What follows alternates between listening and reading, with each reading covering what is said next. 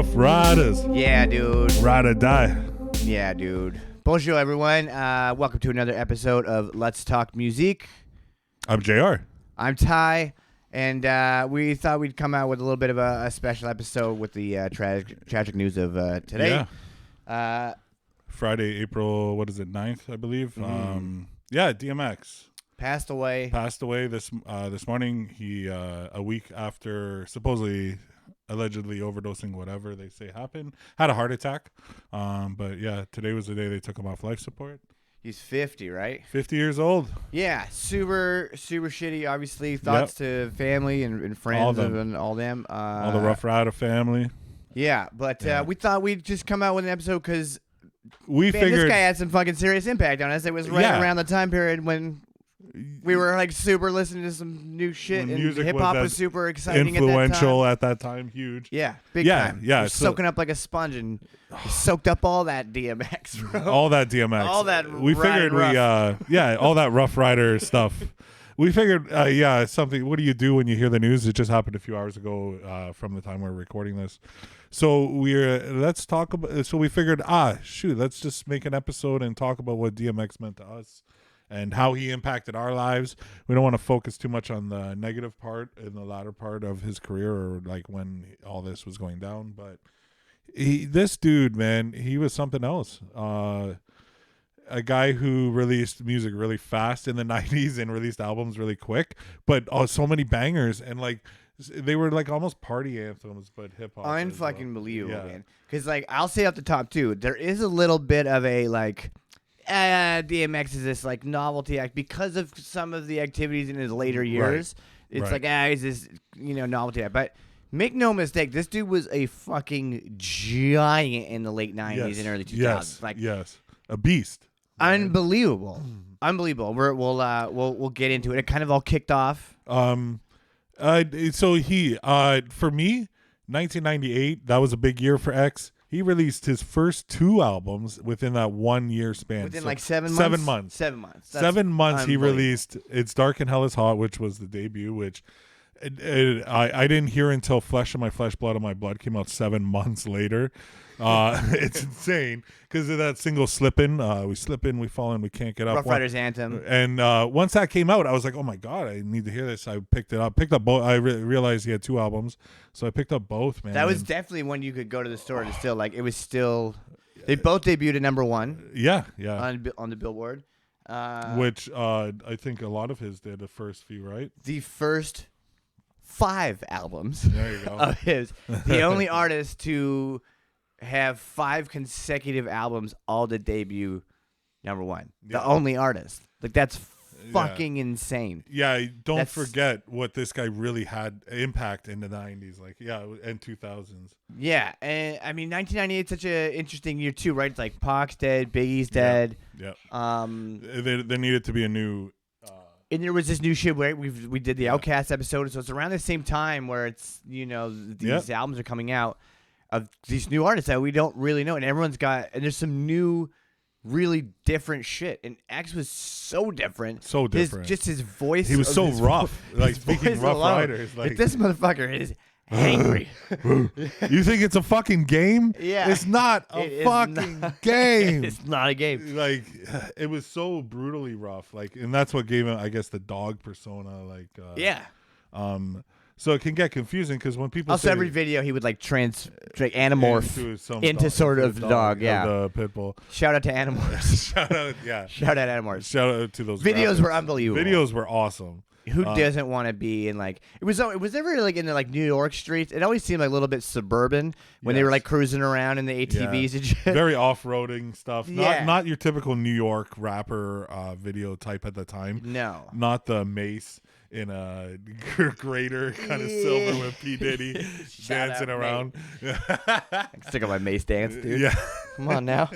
But yeah, X was different. And X, he did things you could hear on his albums too. Like he was a rapper who like bared his soul at a time when everyone was supposed to be tough and was all at that time you didn't show parts of yourself. Tough as shit. He was tough as shit. But then he'd have songs on his like he had a prayer on each album.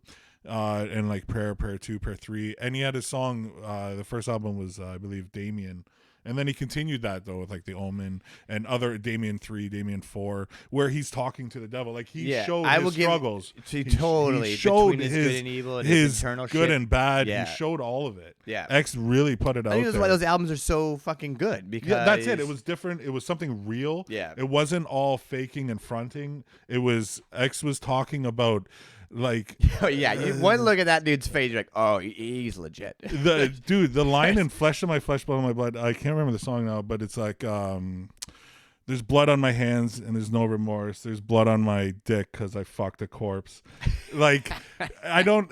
When I heard that, X is like, I hear that on Flesh of My, and I'm just like, what? Like, this was just different. He wasn't trying to be something. He was this, and it was cool to follow his struggle each album because he continued the prayer and he continued the Damien songs. Big time. So it was dope. So Flesh of My Flesh comes out 7 months after. Yeah, you can't possibly top that, right? You couldn't one possibly. exact year later. Yeah, he released in December the following year. He released, and then there was X. And then there was X with epic title. X gonna give it to you. We're gonna give it to you. This might have been around the time. I don't know. I mean, you may know more wrestling than me. Is this right around the time? Like, did D-Generation X, X-Pac? They had to have used. They were all doing that. Even Exhibit, like at the time, because you had that song X. Like on his album, I was a big Exhibit guy too. Dude, he was on Jay-Z shit. He was the on Locks, like so much. He was big in dude. the Locks, Jay-Z, Drag On, Eve, the first lady of Rough Riders. Dude, that was my first exposure to Eve. Was definitely. Oh yeah, on a yellow on a yellow ATV. Oh, my dear Lord. Yeah. Yep. Good old Eve. Yeah, she was gorgeous. And fucking fire too. And fire. Spit awesome shit. Like, it was good when spit awesome shit. Yeah, that whole crew is like the super whole Rough good. Riders crew. Like, yeah, shut them down. They were like the dope No Limit soldiers. Yeah, No Limit was like cringy a bit. Yeah, it like, was. Master P to me was cringy. Make him say Make him say na na na na na na na. Make him say Mystical. My fault. I did not sexually assault that Every hairdresser. video is the same. It's just in a fucking basketball gymnasium with a gold tank. Yeah, every video. Master P trying to play for the Raptors and shit. Little Romeo. He can ball though. He really did try out for them. Yeah. For the Raptors and stuff. Yeah. We're getting off here on a huge side. The 6 degrees of DMX. The point is that DMX Crew was like the real shit. Yeah, like they were like they were gangster. They were street. Like you could, I loved, and doing the off road stuff was so cool.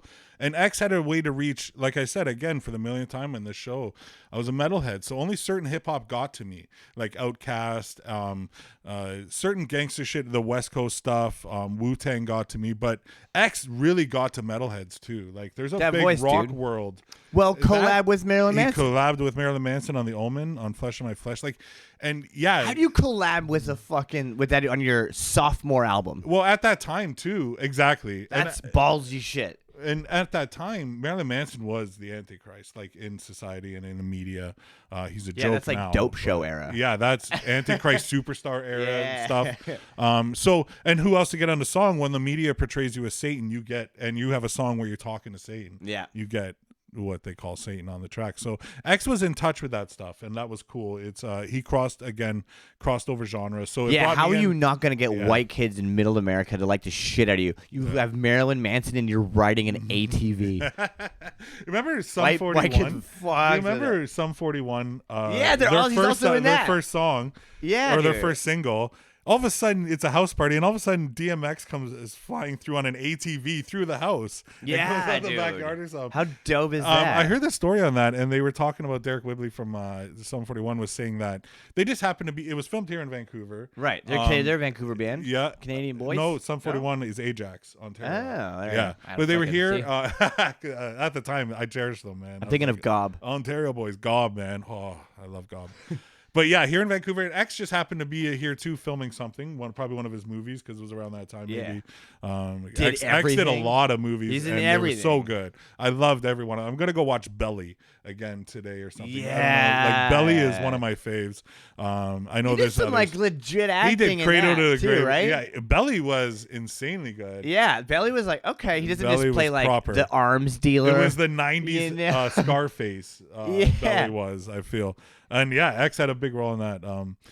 Yeah, so what I was saying was, so somehow they just hooked up, and X was like, yeah, I'll do it, and he did it for like $100 or even nothing. I'm not sure if he did it for anything, but how does a local band from Ajax, all of a sudden release a video and have DMX rolling through on your first video? That's first so sick. So that was dope. X was cool. X was in touch with the kids, and yeah, it seems like he just fucked with everybody, and like from the sound of things, like the respect throughout the music community is like, wow. Like X had his problems later in life, but he always still had that respect from people, no matter what. Because he was real, man. People felt it. Yeah, man. Well, you come out with albums like fucking, and then there's X, and then the Great Depression. The Great Depression. Some real shit. He really talked about his depression. Like that was a real thing. Yeah. Again, X being real and being open, he talked about his bipolar disorder constantly. Not super like trendy for hip hop. No, by the exactly. way. Also debuted at #1. Exactly. Not trendy in hip hop, but respected, because behind the scenes, everyone was like, yeah, that's real. Like that's what a real person says. Well, we're out here fronting and doing whatever. And there's a spot for that too. I love flashy stuff and whatever. Yeah, man. I'm not saying that. It's just, you got to have the other side of the coin, and X was that for sure. For sure. So good. Some songs, I guess. Yeah, let's get into some tracks. Yeah, we weren't going to do like, it was too, it's ridiculous. It's ridiculous to ask for a top 5. Yeah. You want to go or? Did you just spit them out, dude? Because I'm pretty sure like you had a giant list. Okay, so, like, in on the second album, or actually, X is coming. Like X is coming. 1, 2, X is coming for you.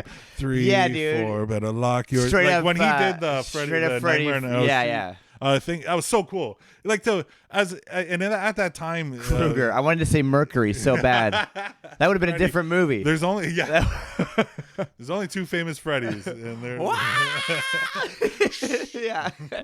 This is a super fabulous guy trying to murder you everywhere in your dreams. Oh man, shit. At this time too.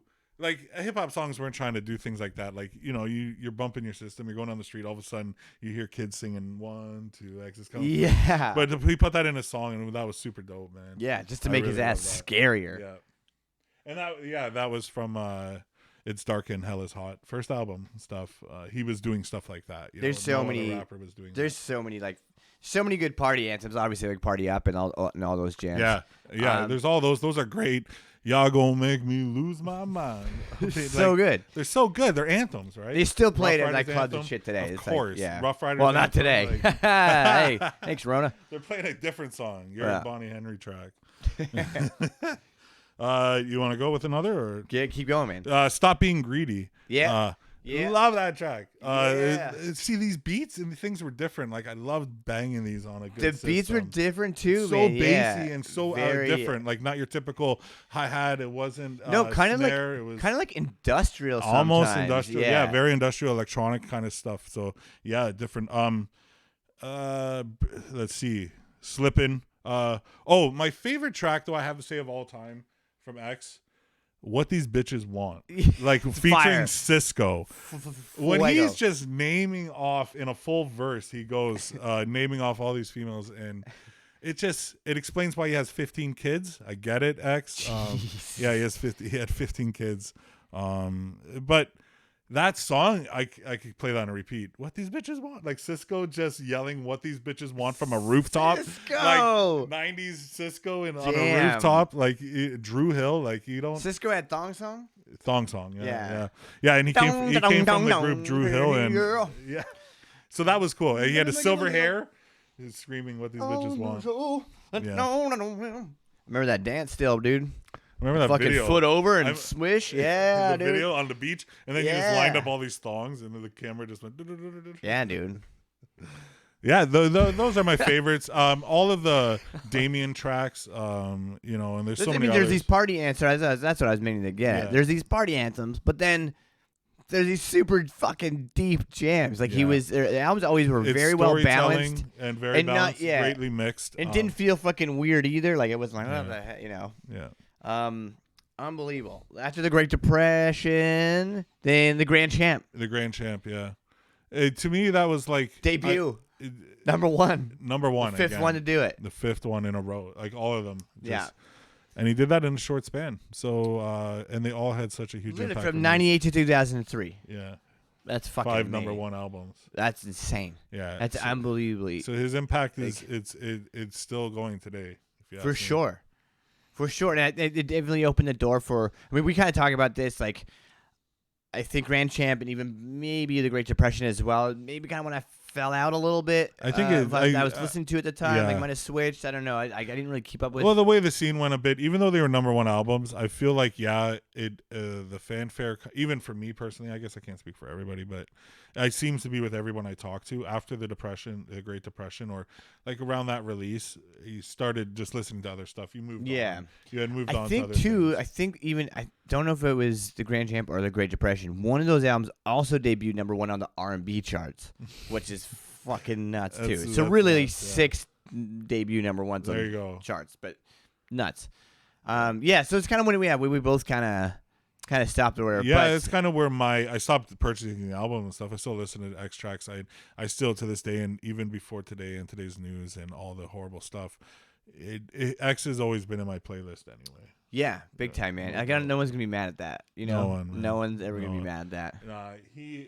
That impact is undeniable, and for sure opened the door for so many artists that came out like after him that had crazy fucking voices and like laryngitis and whatever, you know what I mean? Who talked about more than just, and that as well, but it definitely for more like for different like for the longest time it was like you need to sound like this when you're rapping kind of thing, right? It's not. That's what we're used to. And being from New York too. New York was very crisp and very. Yeah, you're right. Totally different stuff for very different. You're like, where is he from? You're in New York. What the fuck? Like, it totally sounds like an Outcast situation. Where like, oh, he's got to be from somewhere else. South, or you think it's? I would think X came from the South sometimes, man. Yeah, for sure. Yeah. He's got that like grittiness, that like Southern grittiness to him. I picture X. But now it's all the fucking NY. On the bayou, doing his thing. Yeah, if you told me he was from NOLA, I'd be like, all right, all right, cool, that makes sense. Wicked, he's dope. Yeah, dude. Yeah, anything else you want? No, man, I think that's it. R.I.P. X. Yeah, absolutely. Again, tragic news today, but we bump some DMX. Yeah, all you people like. I know whenever this happens, the plays go up. His other stuff, a bunch of stuff will enter back into the charts. So yeah, help along with that. Listen to some tracks. They're banging still to this day. Yeah, dude. Over 20 years later. They're all fucking bangers. Yeah. All right. Yeah, get it in ya. Get it in ya. Let's talk Musique with Ty and JR. Yeah, it's been it's unfortunate the premise for the show, but episode. But we had a fun time talking about X. Yeah, dude. And then you know what he did for us. We've been bumping that for a while now. All right. Me too. Peace.